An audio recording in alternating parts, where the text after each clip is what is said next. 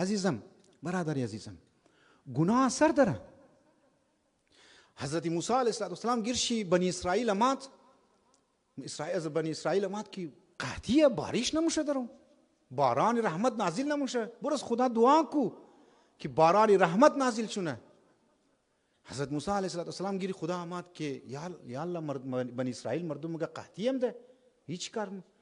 خدا گفت عزیزانی من، برادرانی من، خدا گفت حضرت موسی رو بور ما بین جمعیت، ما بین آبادی بنی اسرائیل برو، چندین نفر است تمام شینا، چندین نفر است که چغل خور است، سخنچین هستند، سخنچینی مونه.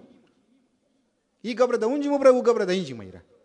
ما بین دو دوست جدایی میندازه، ما بین دو گروه جدایی میندازه، در یک گروه کسی تفرقه میندازه.